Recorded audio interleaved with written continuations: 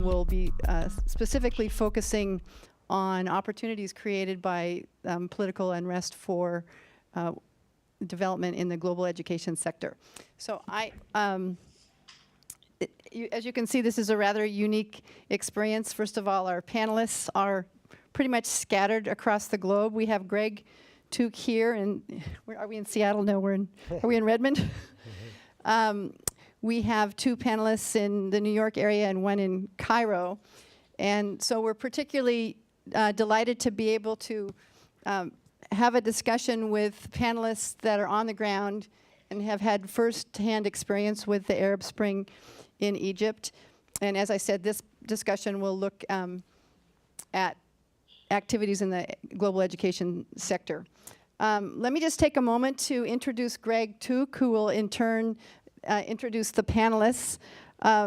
Greg is a leading international education specialist and also an education reform activist in the Northwest, and he has been plying his trade for over 20 years. His last 3 years he's worked with Mercy Corps and now Celia, doing work training youth leaders in the Middle East and in the United States. And today we're going to get an opportunity to glimpse at some of the live video conferencing tools that he uses, along with social media tools to promote connections and dialogue between youth leaders in the Middle East and in the US. Greg runs Took International Consulting, where he advises local and nonprofits on ways to improve their education strategies, and he also teaches digital storytelling. And I haven't heard his bluegrass band, but I understand he plays banjo. So I'm going to let you take over. Great. Thanks a lot, Liz. And thanks for pulling this together, this whole panel. It's really an honor to be here. I'm really excited about what we're going to do today. I'm excited to be here, but I'm really excited to introduce you to the other guests that are going to be with us today. So let me introduce them to you, and then we'll get started. So our first guest is Rabab Rashad. And Rabab was born in Cairo. She was a student before the revolution and is now teaches English as a second language and continuing her studies at the American University in Cairo. Rabab has been very interested in women's issues, active in those, and was also in Tahrir Square for the celebration of Mubarak's overthrow. Welcome, Rabab. Hi all. Nice to be here. Great to have you. And our second guest is Kelly Johnson. Kelly lived in Cairo for 3 years prior to the revolution. She worked with the American University Cairo Press as a copy editor for 7 years. Kelly speaks, reads, and writes in Farsi and Arabic, and she tells me that she's also got mother-in-law kitchen Slavic down. Slovak, yeah. Yes, Slovak.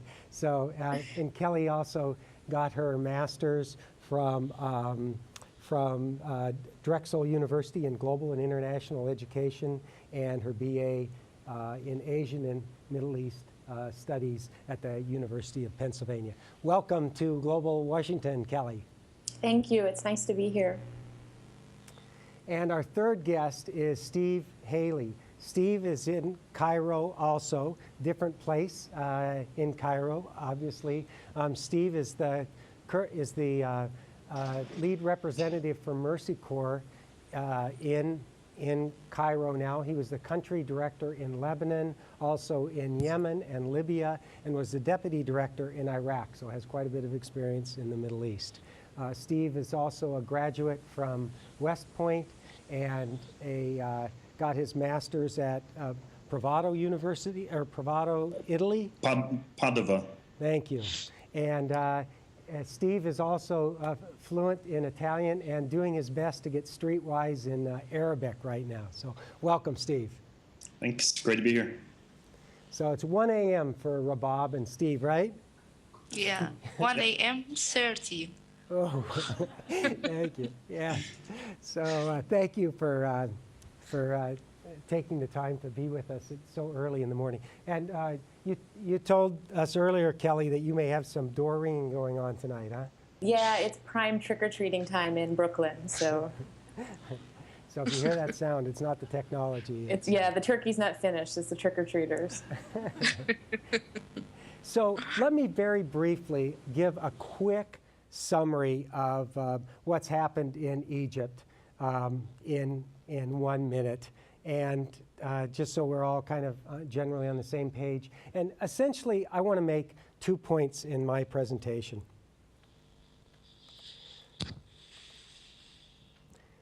So this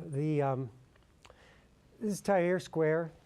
People celebrating the revolution there. Many people see it as probably the spark that kicked things off in the Middle East. Was first in Tunisia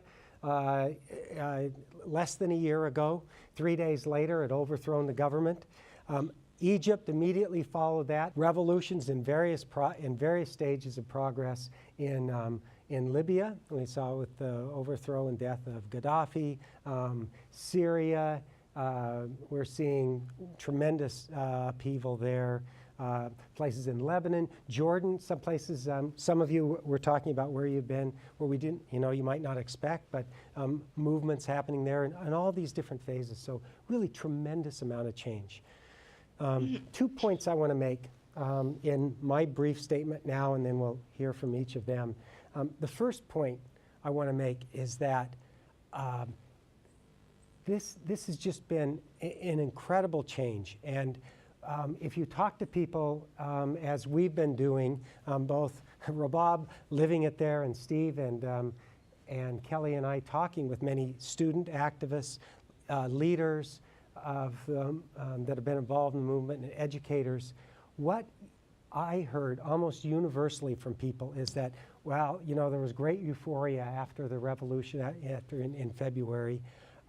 But we face tremendous difficulties. There's been setbacks. There's worry about whether this will be carried through to where we get the full and free elections. There are to be elections supposedly in about a month in Egypt. There's been some really difficult tragedies. Just this month, 26 Copt Christians, a sect of Christianity, were killed in a protest that they were doing peacefully, looks like killed in a confrontation with the military. I talked to one teacher about 2 weeks ago, and she told me that some students at her university had just been run over. They weren't killed, but hurt. 15 students were hurt because a dean of the university didn't like the protesting and just kind of ran over them with a car. So there's these instances like that people are wondering, what's this going to do? What's this going to do with the movement, with the push for change? Will it fracture society? What is going to happen? But to the person that I talked to, they were all said, we will never go back to the way it was. We are so committed. We now know we have a voice. We now know we can act together and make change, and we're going to continue to protest and bring about this change. It was a tremendous feeling of hope, despite the frustrations. That was one thing. The second point that I'll make, and we can go into this more, Rabab and Kelly and I have all been involved in some live video conferencing, and we'll talk about how that's being done, bringing together university youth in the Middle East, various universities throughout the Middle East, Pakistan, and then going into places like in Egypt. And we have some folks also from the West and these from the U.S. and from England. And we're involved in this and seeing a number of things that take place when we have these kind of conversations. But there has been no doubt that the changes that have occurred have been hugely aided by social media. And one of the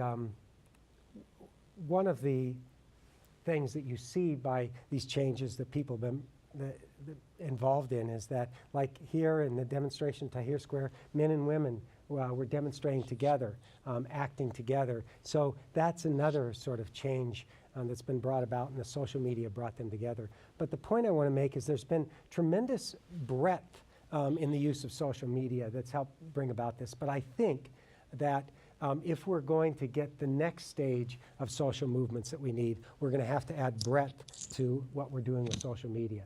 And I'll talk more about what we mean by that. So just a couple other things. A lot of social media, exchange media is sometimes what it's also called, where a change of information and ideas, and lots of breadth. Social using things, you know, Facebook, Twitter, and Kelly will talk more about the use of this and how it's aided. But we need to add this depth component to that. And what I mean by that is that there was a guy, Stephen Covey, some of you may have read his books, 7 Habits of Highly Effective People. One of the things he said in that book that has always stuck with me is that he said what great leaders do is that they first seek to understand and then be understood. And the social media we have really helps us get information out, you know, to tell people about who I am and what I believe and what my social issues are, but it does a less good job of trying to understand what this all means and to gain a deeper understanding. And that's what we need to be able to move to. And when we do that, some people are calling this next level of social media Exchange 2.0. So one quick comment about that. So, you know, with the media we have now, we have quite a rich source of places we can get media. But we tend to be siloed with the kind of the media that we get. And it shoots down to us, and then we get online, and oftentimes these are the conversations.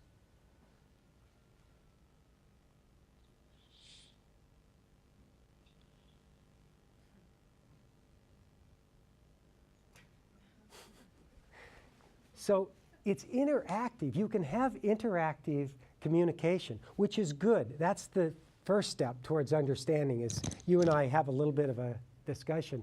But oftentimes this is what it looks like. This is my point of view. This is my point of view. Goodbye. So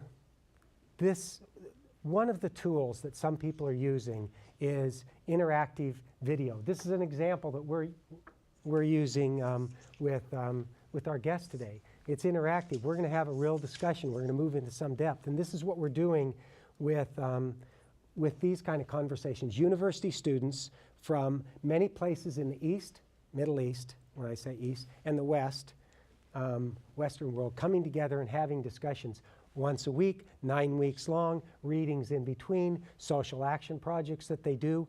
But when people finish with this, it changes them. You really start getting a better understanding of yourself and a better understanding of other people. Some of the organizations that are doing this stuff, Celia is one, but there's many. And these are just some of them that are starting to move on this Exchange 2.0 campaign. So I am going to end with that and move to our first guest panelist, Rabab. So Rabab, as I was saying, you've lived in Cairo all your life, and you've been involved first as a student before the revolution and now as a teacher afterwards. Tell us what you see happening in education now. What's working, what's not, and what would you like to see happen? Okay. First, I want to say that I have been affected in several ways personally by the revolution. Now I have hope. I didn't have it before. As a woman, things are different. Men and women participated in the revolution together, stood side by side. That has helped change in how we see ourselves and how men are starting to see that slowly, but it's happening. But it's happening, sorry. Now I am more proud to be an Egyptian than before we did the revolution. I before wanted to study abroad or continue my studies or my master's abroad. Really now I am very proud to continue my study here and help my country with that. Really, revolution have affected education, especially in terms like teacher training and dealing with corruption in education.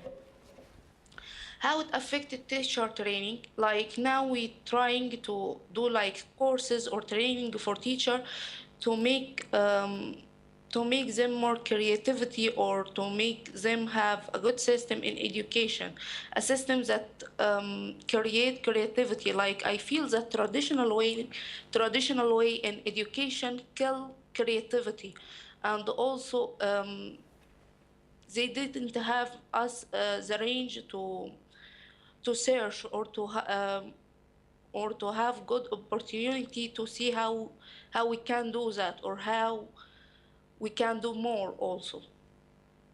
Also, dealing with corruption. Corruption in education, we have it in Egypt like for 30 years. It is the period that Mubarak in the power. I think that corruption in education now become to disappear. How? Like we now see that dean of the universities become elected, and that we didn't see it before. And also there is something I hate. I really hate it in my university. Like when I finished my high school, they choose for me the university according to my score in the test. This is really a bad thing. I didn't like it. Like I hope that everyone have like subject or like any field should go and do searches on it or join the faculty that he sees that it will be good for him. Also, I feel that Egyptians are changed forever. If we have elections and it all stays the same, we will have another revolution. We can do it. I really swear that Egyptian can do that. We want to be silent anymore, really, because we feel that after revolution we have hope, we have like dreams, we dream for our future, you know. Really, I hope that we can do that, but I also see that we should do like steps to reach that. These steps will be like, I said that teacher training is the first step for that, and also to have a good curriculum or a good system. You know, Greg, as I always told you, it is not about to remove persons or change persons. It is also to change a whole system, because if you have another one or another official in some place with the same system, I think you will face the same problems. So you should restructure the system, a good system that you know, that graduated students that are well qualified to any place they will be in it, on it. Yeah? Like after I finish my studies in the faculty, I go to continue my study at the American University in Cairo. So I asked myself why I do that. You know, I am graduated from the Faculty of Arts English department and go for American University to study the same major. So why I go to the American University? Despite that American University is expensive here in Egypt. But I see that courses in the American University in Cairo is more effective, and there will be more interactive between me and my teacher or my instructor that make me well qualified to get a job. And I think if I didn't do that, I will not have a job in Egypt. So this is the problem. We need to do that in governmental universities in Cairo. So this is the 2 points I want to discuss here. Teacher training, how we do that, and how to deal with corruption. Yeah? That's great, Rabab. Yeah, thank you. Thank you. Thank you for that. That's both inspiring to hear you say that, and I think it's a good Really, reason. I want to say just a little thing. Sure. Please, audience, I want to thank them so much, and also excuse my Egyptian accent, please.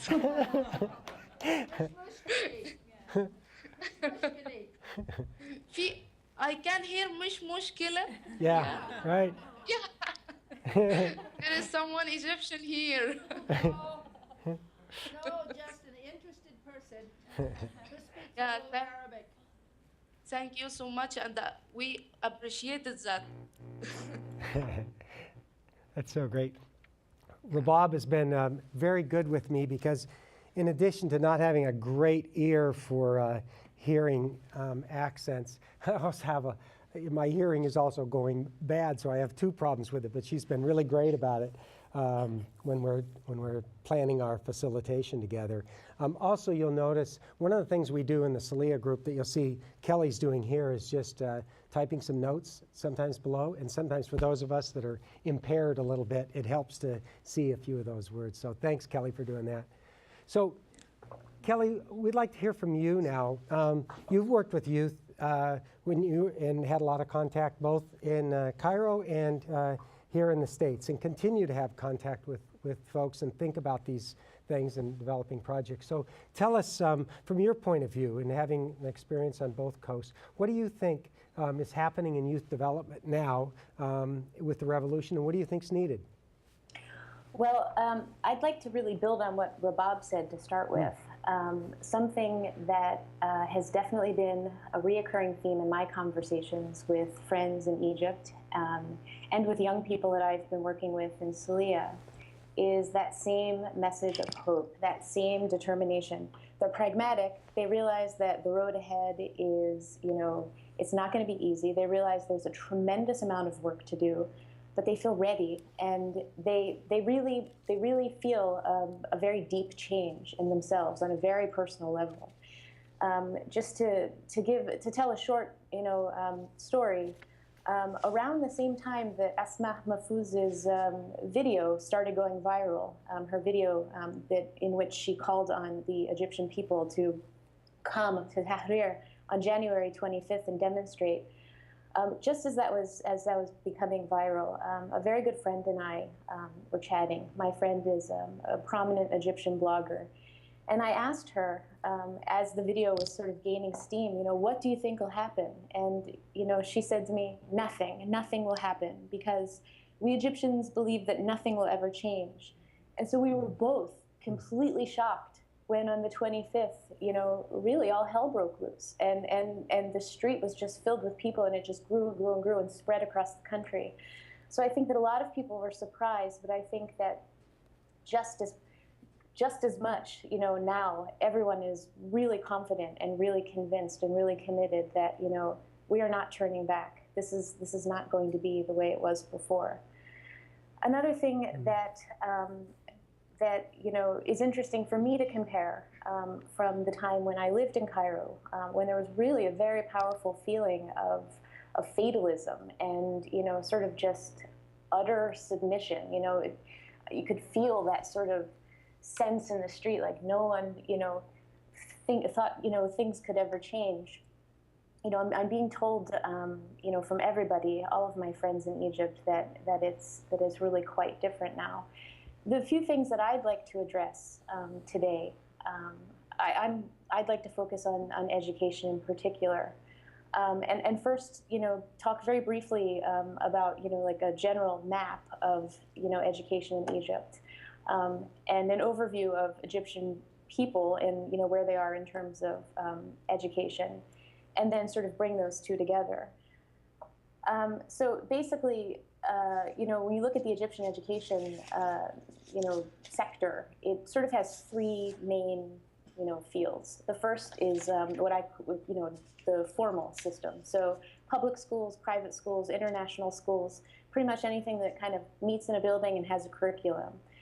And then there's what I'm calling the quasi-formal sphere, which is the really infamous tutoring rings. A big issue in Egypt, and actually I discovered that when I bring up the conversation of education with my Egyptian friends, I learn very quickly all the swear words they know in English and in Arabic.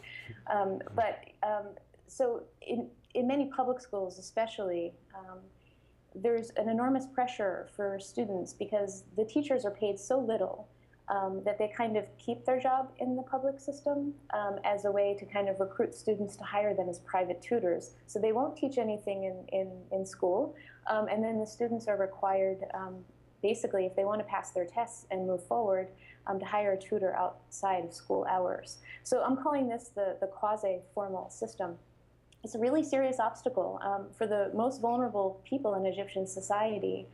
Families become really frustrated very quickly, especially when it's already a sacrifice for them to put their kids in school because they could really help, use the help if that son or daughter is, working or even begging on the street. So this is a major cause for parents to pull kids out of school, especially if they can't afford that private tutoring. The third element is what I'm calling the informal sector. And what I mean by that is the kind of really intense peer-to-peer education. And mostly I'm focusing on internet-based exchanges here. And I think, Greg, if you could actually, if you don't mind, pull up some of those slides that I put together that'll sort of go through and show Asma Mahfouz, the courageous woman who basically called everyone to the streets. And then Wa'al Ghunim on the next slide, who you probably all know. He's the guy who called this revolution, the Revolution 2.0, I think he called it. And so there are these big, figures in terms of, almost like internet social media stars and characters like Khaled Said, who was the young man who was brutally beaten and murdered by police, and Wa'al Ghunim started the Facebook account that really kind of fueled the revolution. And then if you could show that Facebook slide. Okay. That really galvanized people.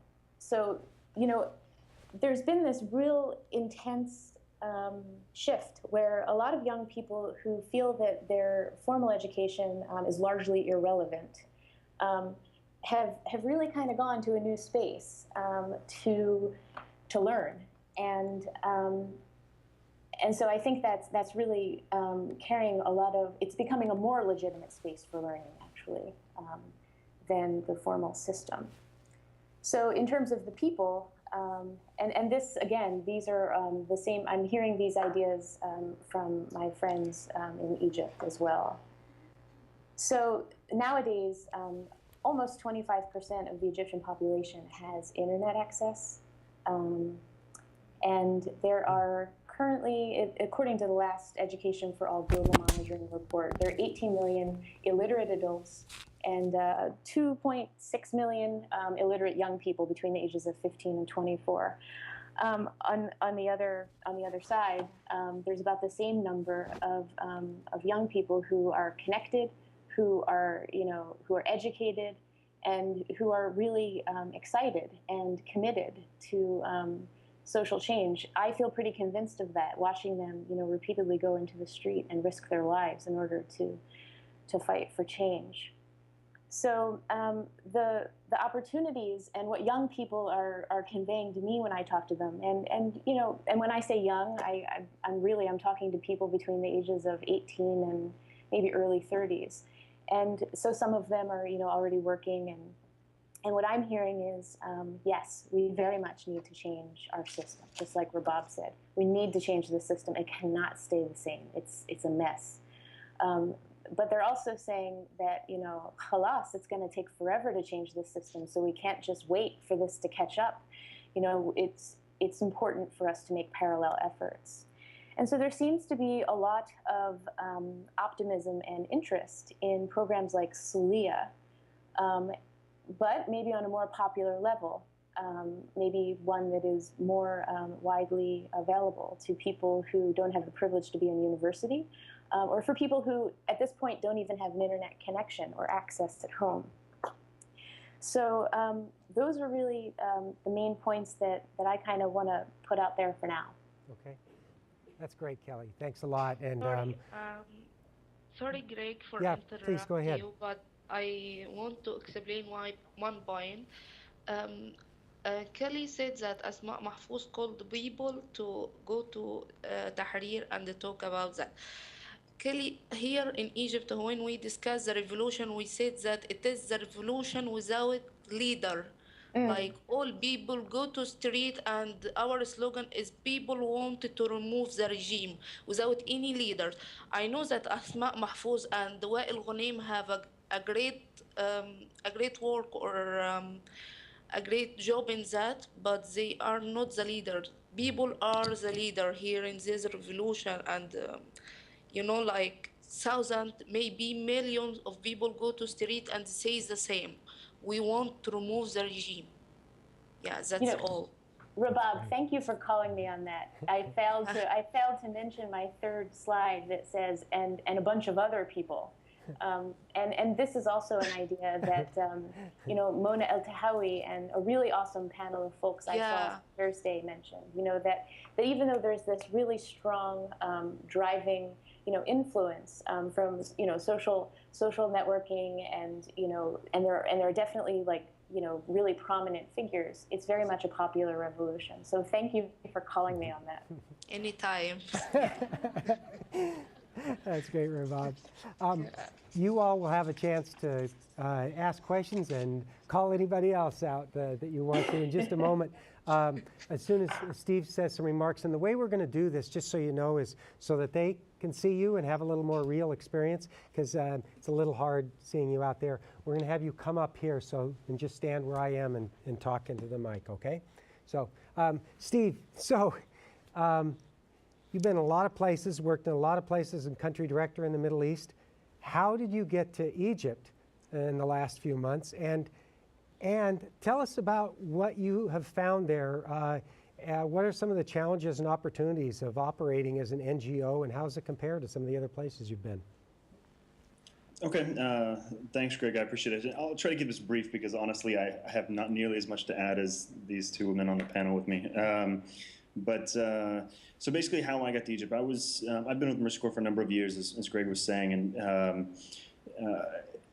I guess it all starts back when I first joined Mercy Corps, and my first regional director was focused on the 2003 UNDP Arab Human Development Report, if anyone's read it. And he used to preach to us for years and years and years, the Arab Renaissance is coming, the Arab Renaissance is coming. And he used to talk about how it's going to be led by the youth, it's going to be all about jobs, it's going to be all about justice, and keep your eye on Egypt because that's going to be the cornerstone. And that was my entry into the international development world, was this mantra. So a couple years later, I'm sitting in Beirut, far away from all of this, and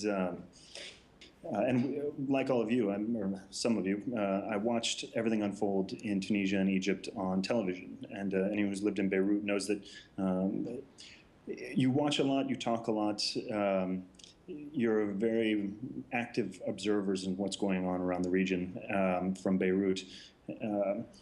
But that probably wasn't quite enough for me. So if anyone doesn't know about Mercy Corps, we tend to focus on what we call transitional countries. Normally, that's a country that's just gone through some kind of a crisis. Usually it's a war, a natural disaster, a complex emergency that combines them both. But here was pretty exciting because we had a transition that was positive and, as Greg said, relatively peaceful. But still, the situation was pretty uncertain. We weren't sure exactly how it would turn out. We didn't know what the needs were, the opportunities, who was going to take power after, what would happen after the dust settled, and then also how would we be perceived as an international organization coming in after this. And so there was a lot of discussions happening. What are we going to do at a level far above my pay grade? And then came Libya, and it turned into a sustained armed conflict. Part of the country was liberated. And it started to look a lot more like the situation that Mercy Corps is generally used to. So at that point, I basically sent an email out to everyone who would accept my emails saying, this is my plan, this is my team, this is my budget. Please just say yes. And I was pretty happy that They did, and the idea came out on a Thursday, and on Sunday I was on a plane crossing the border the same day into Libya, getting waved at by a bunch of youth in the same age bracket as we were just talking about from Kelly, except with masks and AK-47s. So slightly different experience. But I think this demonstrates to me what the power of Mercy Corps, the way it functions. There's a reliance on the field teams to make decisions, to make plans, and we get a lot of support from our leadership, which is great. Anyway, I spent a few months in Libya with my Lebanese colleague Fadl, who was my guide and savior many times. After a few months there, we did make the decision to start a program in Egypt, and so I applied for that job, and they made a big mistake and sent me. Initially, when I got on the ground, we were talking to a lot of traditional donors. We talked to a lot of partners we normally would work with, a lot of local partners on the ground. Everyone was interested. How do we kind of help move the transition period forward in as productive and participatory way possible, normally through a variety of economic, social, civil society development programs. Everyone seemed on board. The investors were excited, people were excited, donors were excited, partners were excited, Egyptians were excited. And then I think after a while, and this is where I probably am the naysayer a little bit, I think we all got a little bit too excited. And then that's when the realization hit, okay, this is a much slower process than everyone was really thinking about. This was the beginning of the revolution. And I think that realization is really coming to a head right now. That could be based on my own naivete, not knowing Egypt before coming. So I'm giving you that perspective. But we knew there would be people for and against this transition. We just weren't quite ready for how big the against column was. And that changed a lot. There was this great notion that everyone wanted to work on programs that would empower an Egyptian-led transition. And then we realized there's this question with that, which Egyptians? Because there are some people who have different ideas about what the transition should look like. So when the dust settled, I think a lot of INGOs, like Mercy Corps, a lot of donors, realized that the operating environment for us and for all of civil society really hadn't changed much. And in a lot of ways, it's actually more restrictive. Now, I'm not necessarily saying that's good or bad. There's a lot of people who would say, great, we don't need civil society. But what it did was it caused a lot of us, including a lot of our traditional institutional donors, to slow down their process and reassess the situation, caused us to slow down and reassess the situation. It caused a lot of international organizations that had come in wanting to work on programs to leave because they found it so frustrating. And because you have to ask these questions of, I mean, what do you do when the people who are giving you registration, who are approving programs within the government, have a much different idea than either your donors or your mission, or then Egyptians that you're working with about what this transition should look like. And so it makes it a much slower process, very different from a lot of environments that we work in. Obviously similar to some environments, but a little bit more difficult than we were expecting, to be honest. So anyway, I'm going to kind of wrap up a little bit. In the end, I mean, we have to adjust and say, okay, cool, no problem. Slow change can be peaceful change. This is an ongoing process, but we need to readjust the way we're going to function, readjust the types of programs we're going to work on. So we changed our strategy, and I think we're ready to go now. We're finding some of the traditional partners and donors that we would work with aren't quite rolling out their new strategies yet, which can be frustrating. But we're primarily focusing on economic development programs and small-scale initiatives, focusing on employment, improving the lives of small farmers, which is a big Mercy Corps staple, private sector linkages, and probably what's going to be our central program, which is seeding the huge potential for the entrepreneurship ecosystem within the IT sector and IT startups, particularly at the very, very, very early stage. So we're working to link up young people and farmers with both local and international mentors to make sure that they get all the resources that they need to be successful, at least to make sure that those resources are available. But the problem for us still remains, okay, how do we get the resources to make sure those resources are available for them? Because there has been a significant pushback from the government, from the donor community, on really getting out there and trying to do something. And I would like to add one piece onto that to say, okay, why the IT sector? And I think Kelly brought up some very interesting statistics, and I don't have my notes in front of me, but there's some even more impressive ones of just how connected this country is. There's a lot of infrastructure problems for sure, but for someone who's lived in Yemen and Libya and actually Lebanon and Iraq, their communication infrastructure is really, really good, and it provides an incredible opportunity. And so part of the reason why we want to focus on empowering that next generation of IT entrepreneurs in Egypt is there are all these great things out there, like Facebook, like Twitter, and Salio, an amazing program. What I want to see is, in 5 years, when this revolution really is still in full swing, what are the new technologies that we can't even think of that are specific to the Egyptian context and specific to what Egyptians can use in their communities? And I'd like to have enough of a base of Egyptian entrepreneurs that can come up with those things, because I'm never going to think of them, and most of us won't either. By empowering that base of entrepreneurs, we're really hoping those next tools that we haven't thought of yet will come from them. So, yeah, that's and it.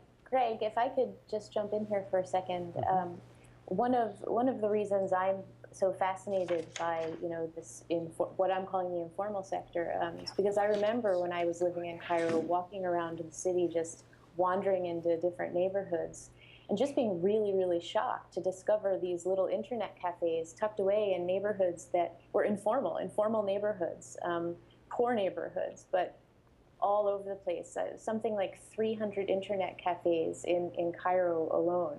So there's a lot of opportunity there. I really agree with Steve on that point. And also, if there's anybody who's interested in gaming as basically as a platform for education, there's also quite a few gaming cafes in Cairo too. The kids will come. They might cut school, but they'll come to the internet cafe. That's for sure. Rabab, you're smiling at that. Is that Because it is true. Maybe it'd be a good place for you doing your English teaching there at the gaming center. Yeah, I should. So I'm going to invite people, just come on up here with any questions that you want to ask any of the panelists. Just stand up here and we can just bring you up. While people are getting ready to do that, I just wanted to ask a couple quick questions, and then we'll scoot to the audience. Rabab, you mentioned some about the changing role of women, and what's been your own personal experience? I mean, do you see any evidence of roles changing for women? And if so, in what ways have you seen that? And have you had any personal experience with it? Yeah, I can see that, and it is very obvious here in Egypt. Like now, you can see that women is elected to be a president. We have like one woman who will go to the presidential election. Her name is Busaina Kamel. It is a journalist, and it was an activist in the last time. And now she will elected for the presidential election. Now, in the past, I think men, they didn't accept this idea the idea that women will be a president in Cairo. But now I think they feel more comfortable with that, because women go to the street and ask it for change as men, and they go together in the revolution, and they make this a change. So this is the point. It's incredible. You may get there before our country does, it looks like. Nowadays I think to go to presidential election after that. Great. Inshallah. Yes. Yeah, and Greg trust me. Greg promised me that he will vote it for me. Okay. Yes, you have my vote. Yeah.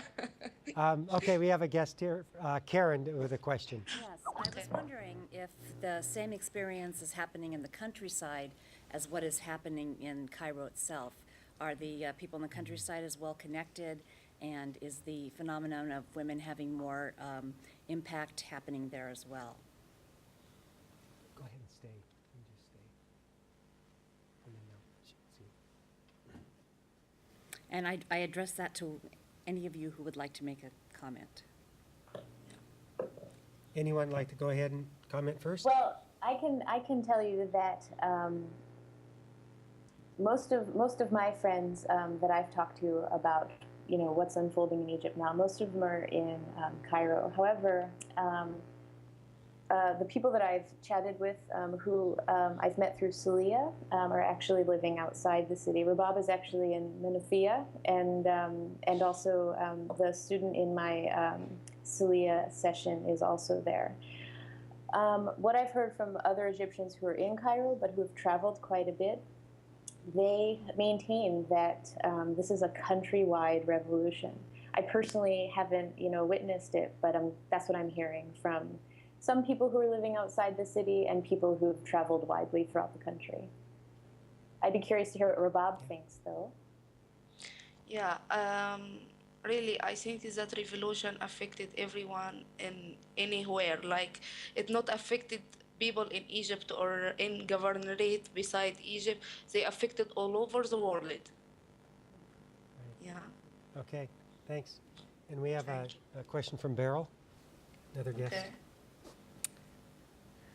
Hi, my name is Beryl Cheel. And I had actually the same question that the other woman had, but now I have a second question. With all of the activity and the important work that's being done in Egypt to make the changes that are in process, how are the kids doing? I'm particularly interested in children, and I'm wondering, sometimes when these kinds of things happen, kids have a hard time with that. And I'm thinking that maybe in Egypt they might be having a better time because they have something to really dream about. And I'm wondering what your thoughts are. Okay. As you see, this revolution, I think it will service for kids, for the new generation that come for us, because we will do like a new system for them.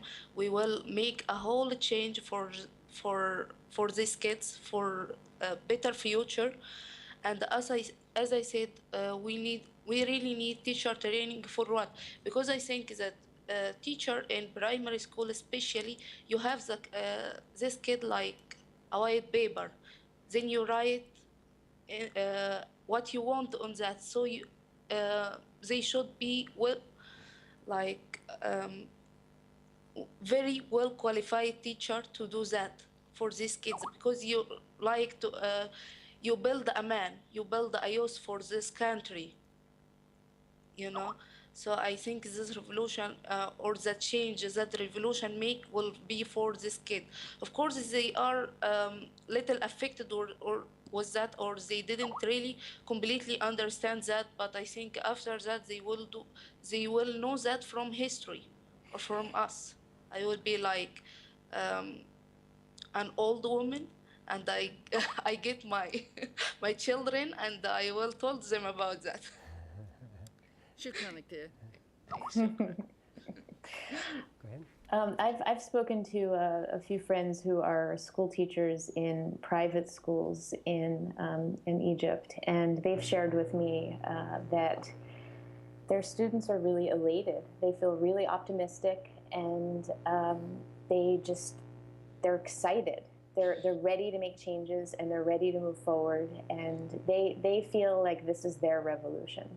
And in fact, a lot of them weren't in school during those, most intense days. They were in the street, side by side with their parents, their neighbors, and everyone else. Yeah, as I said, because feel like there is a new thing that happening in Egypt, and also there be hope or a dream for Egypt. They are not completely understand what's happening because it is like a political issues, but they feel that. If I can just say, sorry, real quick, I have talked to some, also some school teachers and some parents who have young children who were in Tahrir and took their children there, and in many of the demonstrations afterwards, and they're saying very similar things. But I have spent a little bit of time in rural villages, and have found that we do need to keep in mind, as both the other women brought up, public education is really how you get to a huge population of 80 million people. And when you're talking about the Ministry of Education and doing teacher training reform, I'm really interested to see what are the innovative approaches that can come out in how you can get around a bureaucratic system that is going to be resistant to change. So it's a huge challenge not to be just glossed over. Mm-hmm. Very good point.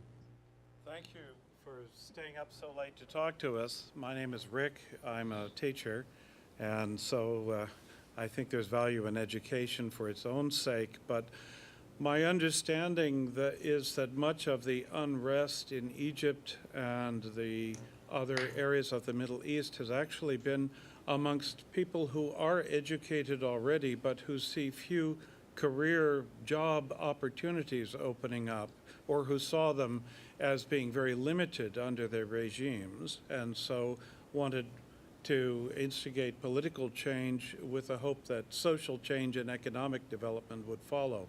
What are your views, hopes, opinions on that? Thank you. I will go first.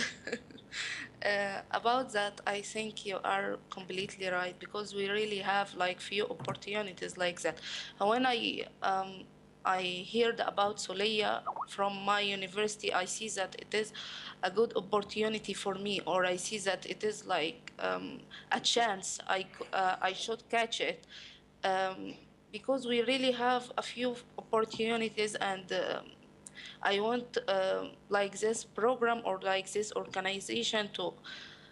At first, I see that it is like a good opportunity to improve my language or to exchange my language with native speakers of English. But after that, I like the idea very much, because I see that I like the idea of making a bridge that connect West countries with Muslims countries, or West with Middle East, because we really everyone have his thoughts about other countries without dealing with persons from that country. So now I think I have more awareness, or a good awareness about other countries. I really like to know about other cultures and other experience from people all over the world. I think Soleya offered that for me, and from the place I am here, like I hadn't, I am a student and I haven't like too much money to go around the world. So Soleya offered that for me. I think it is like very good programs. We need like these programs in Egypt, and I think it helps me a lot on that. Thank you. I've heard a lot about this from young people and from men and women in their 30s, mid 30s, and this is definitely a huge issue still. I think Greg pulled together some statistics. I don't think he mentioned it today, but something like 87%, he can correct me if I'm getting it wrong, but the gist is a huge amount of young educated people in Egypt are unemployed, a huge number. And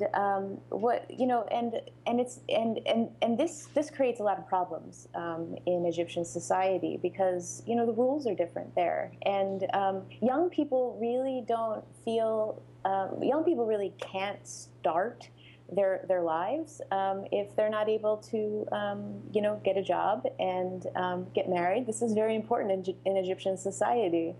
It's true, Sahih Rabab. It's true, right? Yeah, it And is so. true. And so this is an enormous amount of pressure. But the other thing that I was hearing from a lot of young people is frustration, with what they're learning or not learning, especially at the tertiary level. And maybe some of you even remember, really raw emotion from demonstrators, like shouting about the inadequacy of the education system, just going through these stunts and coming to an exam and then somebody deciding for you what you study, and then you get out and you don't really feel prepared to enter the labor market, and the labor market doesn't really have anything to offer you anyway. So these are definitely huge issues, but again, to go back to what Rabab said earlier, I really do think that this is a popular revolution, and I don't think that it's just the young, Egyptians who are privileged enough to access education and who are frustrated because they're unemployed. I think there are a lot of folks in Egypt who simply were finished with the old way of doing business, and who really had a lot of feeling and a lot of passion to make change. Great. If I could, since that's what we're focusing on, I have actually been looking at one thing I've been looking at, and I think they just made some amazing points. There's definitely a perception that universities are not preparing young people for jobs.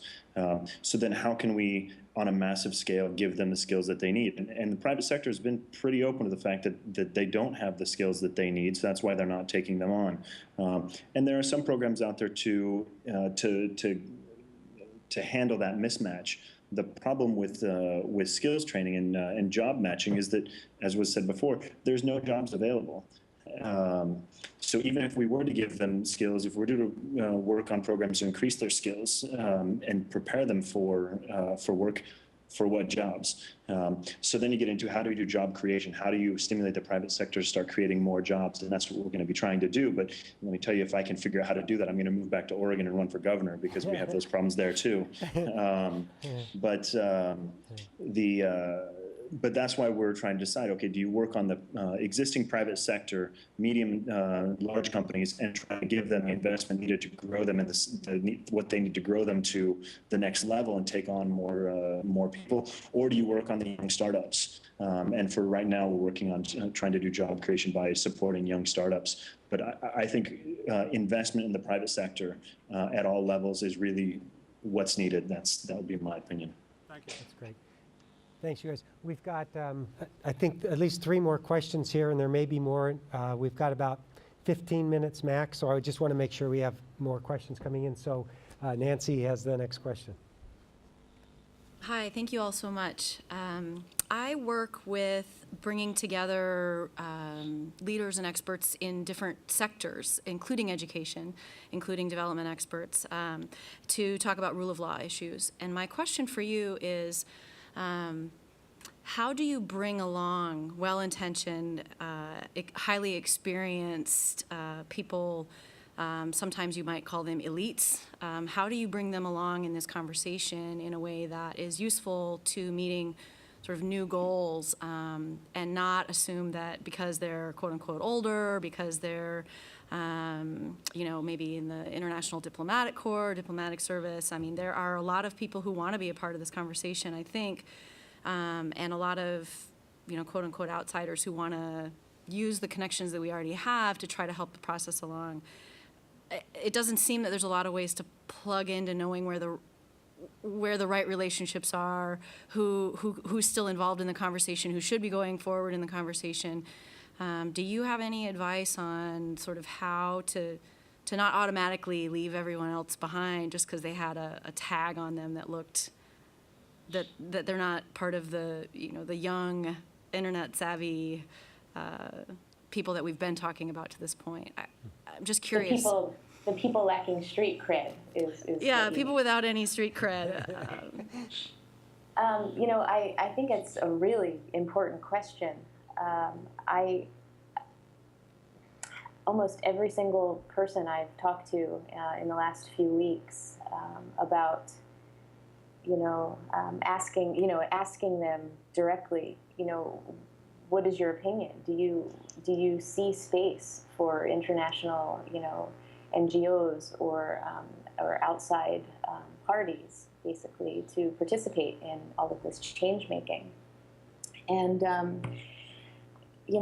really, every single person I asked said, there's really a lot of suspicion, and there's really a lot of mistrust, and one of the women I spoke with said that she really thinks that the best way is to really channel that interaction through local, people who are local, who are on the ground, who I guess do have that street cred. Sorry, But I don't have an answer, really. I just know that it's a huge concern. No, I get exactly what you're saying. I actually, if I could refocus my question, I totally agree with you. And that's what we're hearing as well, is work inside, everybody who should be talking about this is already in the country they live there, they're Egyptians. The Egyptians are who should be having these conversations. But my question is, how about the Egyptians who have been in the country but who are somehow feeling ostracized, or maybe they should be, I don't know, but because they were sort of part of the privileged, entrenched, perhaps seen as part of the problem when they don't necessarily need to be part of the problem going forward. They want to be part of the solution going forward. They're not young, they're not on the internet, they may be highly educated and deeply caring, but where's the place to bring those people along in this dialogue that we're having about the young, hip, savvy street cred now? And I'm just curious, because that's who we want to be working with, is everybody. Right. And how do you determine who that everybody is? I have no idea. Bob? Actually, if I can say who I think those other people are, I think they're the ones who are still heading the ministries, still heading the bureaucracies. They're still there. Is there any entry point for hope there, though, or is that all, you got to throw out all the babies with the bathwater? I throw the question of hope to Rabab. Okay. Okay, أيوة. It is really a good question, but my thought, as a quick thought that comes to my mind, like if we make like a good program like Sulia, or development program like Sulia, and we declared about that in universities or in some on some international medias like Facebook and the Twitter, I think it will make like a good reaction about that. I think many people who want to do like that, or have like, they are highly educated and have a deeper thinking, but they have not they didn't have the chance to share with others. So if we do that, I think, how I know Sulia from my department in the university. They declared that there will be orientation to tell us about Sulia and about the program, and who want to join will come and see how the program will be. So if you do like that, I think it will be good, like programs in the internet who have like a video conference or something like that, tell persons about your aim or your target, and ask them to share, even if it's a voluntary work without any pay, but they will share because they want to do something better than they said without any work. I think that. Let me Just, ask. I'm sorry. Kelly, I'm let sorry. me just ask one more thing, sort of as a follow-up, Rabab. What about somebody who has been part of the Mubarak regime, let's say they've been a bureaucrat. In the example Nancy was giving, maybe they're well-meaning now, though. They want to do something. They were caught up in the system, but they want to contribute to the revolution now, you know? And is there a role for somebody who's been seen as on the other side of the revolution to be able to somehow play a role and use their skills, or is there just going to have to be some time to pass?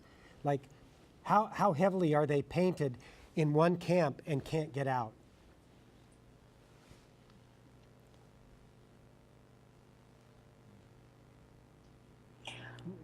Rabab. Yes, as I said, you said any contributions. Do you want to apply for Egypt? And I think many peoples all over the world want to help Egypt, especially after Mubarak stepped down. Yeah. They feel that we are really changed and we want to change. So if they have like ideas, and I think many youth here will help us, because as Kelly said, we have many youth without any work. So Yeah. they will help us Okay. in that to develop our country, and then we can get work there. For an outsider, but an Egyptian, if it's an Egyptian who is in the Mubarak regime, but they got good skills and they want to help now, they've had a change of heart, could they? Is it possible, or are they too painted in that camp? Sorry, can you Yeah. again the questions? Yeah, it's maybe a little difficult in the No, way, it is not the way that I'm difficult, using, but I'm but thinking. just with more explanation. Sure. Okay. So I'm imagining, I've heard some people say, like, a dean of a faculty, oh, we don't want to elect him again because he was put there by Mubarak's Yeah. machinery, so we don't want him in there. But in fact, maybe that dean has some good ideas and he just could never put them into play before. Maybe he is more open. Maybe he wants to change the curriculum. But because he's been seen as been a Mubarak follower for so long, could he be accepted? Could he make a contribution now to help? Yeah. That's the question. I got the question. Okay. You know, it is really hard to for those people to participate again in Egypt, because we really we lose the truth in any symbol of the last regime. Yeah. Like everyone from the last regime, it will be like Mubarak and his symbols. But you know, in each situation, we found like a good man who improves, that he is really good for this position, or will do his best for this country. And if he improves that, I think we will accept him. Why not? Yeah. Okay. Good. Thank Maybe you. it will be so hard or so tough in the first to accept this man, Right. but I think after he try to improve that, or try to improve that he is a good man, not about from the matter, not about that he is a symbol from Mubarak regime, but he can help the country. I think we can accept it. Right. Sounds good. We have an adage called trust but verify. Sometimes used. We have one other question just here. Okay. So go ahead. Hi, Colin Christensen, and this is kind of just a question that I've thought about, that I always wondered, is it's kind of doing with the timing of the revolution. I know that that Egypt had been talking about a revolution for some time, and then all of a sudden it emerged, and I wondered what conditions, like on the world stage, might have helped influence that, or if not at all. Like, for example, I know Barack Obama was what his political campaign was about change and foreign policies and really unification, uniting a lot of the countries. I always questioned whether the Egyptians thought that they would get support from all the other countries in the world at this period of time, and so maybe that's why they chose it to rise up, or if it was but then I always wondered as well if it was just a coincidence. And so if you've heard anything on the street or what your feelings were, I'm just curious about what are those conditions, and did did the people even take them into account, or was it just really just, it's time, let's go, it doesn't matter where the world is at? Good. That's mainly for Rabab. You know, Rabab is not the only speaker here.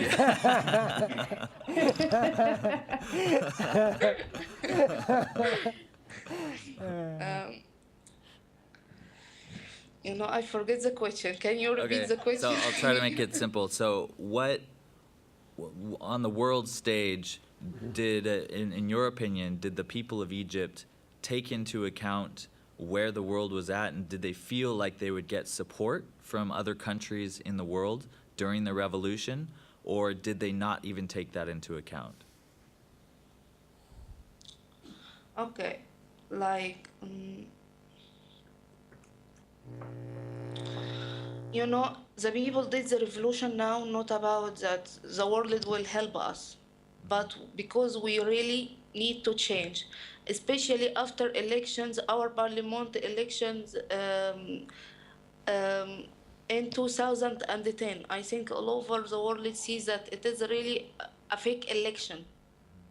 A fake election. Like, they cheated and they do like a very bad election, and we see that they cheated on the screen. They cheated alive. Like, we are not. You know, I didn't go to elect anyone because I see that my voice are not heard, or it is not valuable. So why I go to elect anybody, and I see that those people who are go for election, they will not help me on anything. They go for to be rich and to get high positions in some places, and also to steal our money, or the money from the country. After that, it will be like the first step that get people to go to streets and try to change the regime. They didn't know that all the world will help us before that. They do that because they want that, and we try to change and help us ourselves with themselves. They will not wait for any help from any other, because if we waited any other to help us, we will not going to do anything.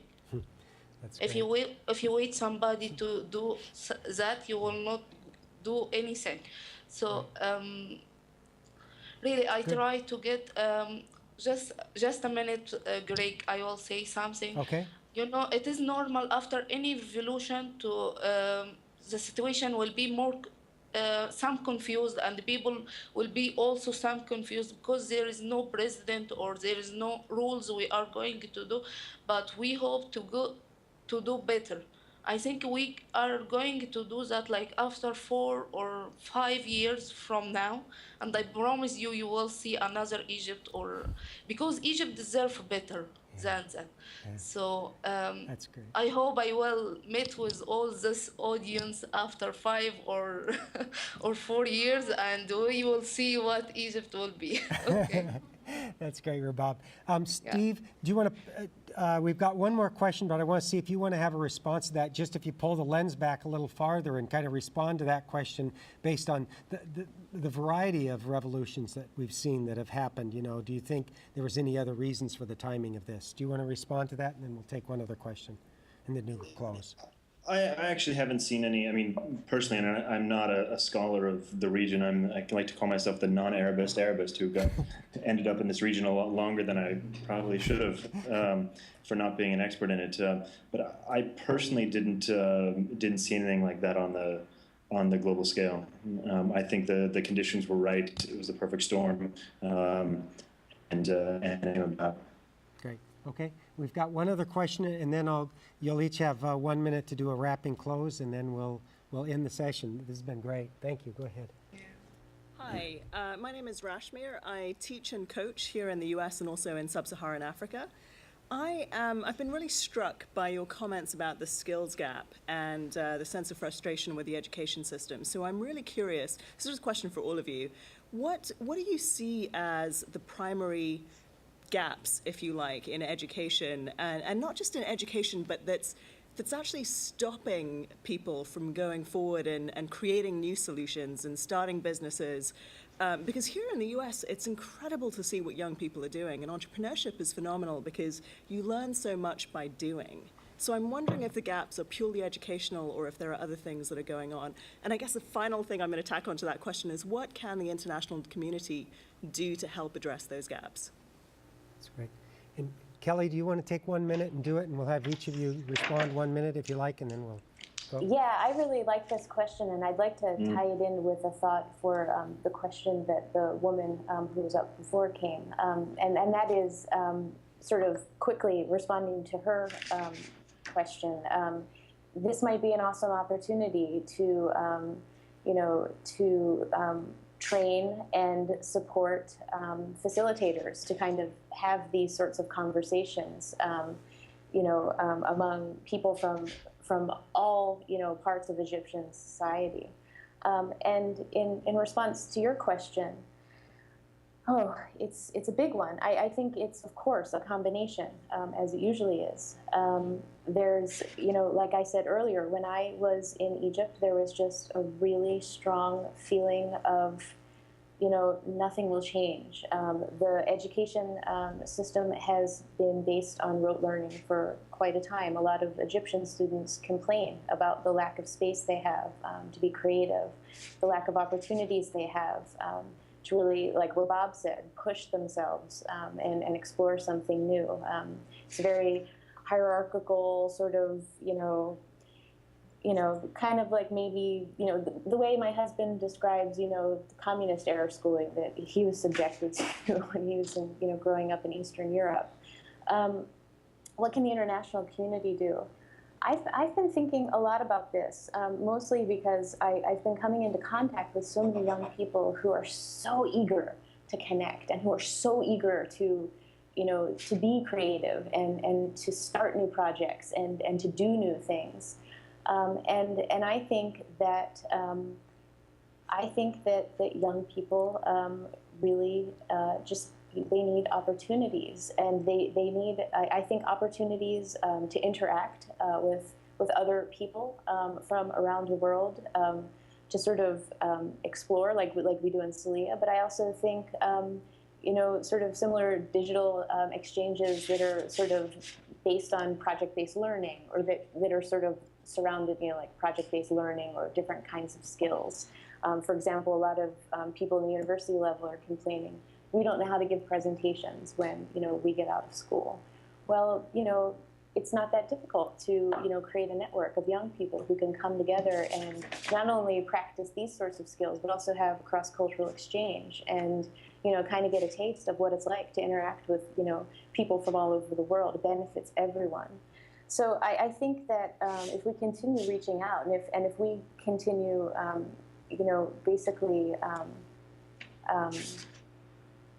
I think creating opportunities for young people, for individuals, is a really good start. And that's really all I'll say for now. I want to go on.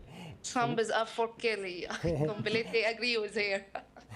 Thank you, Rabab gives a thumb up. Can I go and then yes. I can give Rabab the last word? I think that I don't want to have the last word on this one.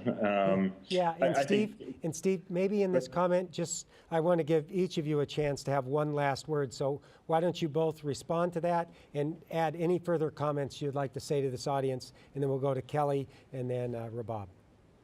Okay. I would agree with a lot of what Kelly said. First of all, in terms of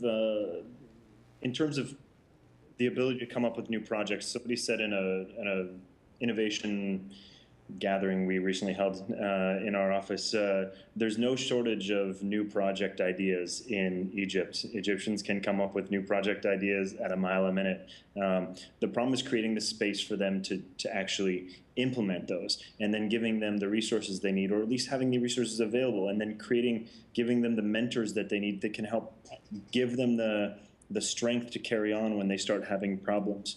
So that's what we're trying to do, both on the private sector and the public sector. And I think it's great what Salia is doing that. And I think there's a great, another point on in terms of the private sector skills that are lacking, the presentation skills, the soft skills, communication skills, we get the same comments from businesses on a regular basis of what skills university graduates are lacking. The problem is there's a lot of people trying to throw training at that, and I don't think training is the answer. I think Kelly hit it on the head. They need experience. And so when it comes to the communication stuff, I think the stuff that Salia is doing is great. In terms of work experience, get them into jobs, internships. I mean, and I think that that's the private sector's responsibility to take up that role. If you look at, I don't think most of us were prepared for jobs when we left university either. And after having studied in Italy, I hope there's no Italians in the room, but Italians out of university are not prepared for the private sector. But the private sector takes on the responsibility of training university graduates with on-the-job training, and I don't see that happening as much as it should here. So I think it's the private sector's responsibility, and then that leads into what the international community can do.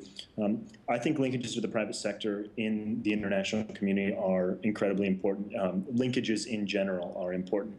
I think throwing a lot of U.S. government money at this is the last thing that's needed. It hasn't done a lot of, I mean, it's done some good, don't get me wrong, but and some bad. I saw those eyebrows raise. But what I would like to see is the international community supporting linkage programs. The resources are out there, whether it's monetary resources, investment resources, human resources within the international community. And so supporting people who are trying to create linkages like Salia doing with cultural exchanges, and I'm not going to try to summarize what you do, or whether what we're doing with trying to link up entrepreneurs to mentors either in the US or in Europe. I think it's all about supporting people who are creating linkage programs. That's great, thank you. We're just about out of time, so Kelly, if you can take it in 30 seconds, and then Rabab, last word, and we'll close. Yeah, I think what I would really, what I feel really sort of good about is the idea of creating opportunities for the young, educated, but unemployed, people in Egypt, and creating some kind of way to basically put them in the same space as, people on the complete opposite side of, that continuum, the ones who are sort of failing to access education for some reason, give them some kind of stipend, create a mentoring system so that, they're receiving training and, like Steve said, they have that constant coach that's, kind of helping them reflect and improve what they're working on and, help them sustain it. There is evidence that shows that this kind of project, has been successful in Egypt in, dealing with the illiteracy rate. This is what I would love to see. I think that it would take care of two major issues at once. It would provide young, educated, unemployed people with opportunities to gain experience and, make a little bank. And it would also, address the fact that there's still a big part of the population that's not, able to access schooling for whatever reason. Great, thank you. And Rabab? Yes, as I said, I think teacher training and more opportunity, as Kelly said, more opportunity for educators will help us to improve our education system and also to eliminate corruption. We really want to be, there is no corruption in various levels, not in education only, in many fields. As I said also, maybe this goes slowly, but it is happening, and we hope it will be quickly after that, or we go forward in that. That's all. Right. Well, I just want to say on behalf of everyone here, a big thank you for participating with us. So thank you very much for being here. And Rabab, thank you for extending an invitation for all of us to come and see you in 5 years, to see what state the revolution is that you have taken it with the leaderless mobilization. So Thank you. Thank you for. No problem. I am really appreciated that, and thanks for your audience. And anytime I am here for all of you. But of course, not on 2:30 a.m. in Egypt. Yeah, it's a little rough. Thanks, Steve, for staying up late, missing sleep, and Kelly, thank you for holding the Halloweeners at bay. I know. Thank you. It was really fun. I enjoyed Happy it. Halloween for all, by the way. شكرا Thank you, جزيلا Bob. حبيبتي. Yeah. Shukran. Okay, see you later. Bye. Bye. All right. Thank you all.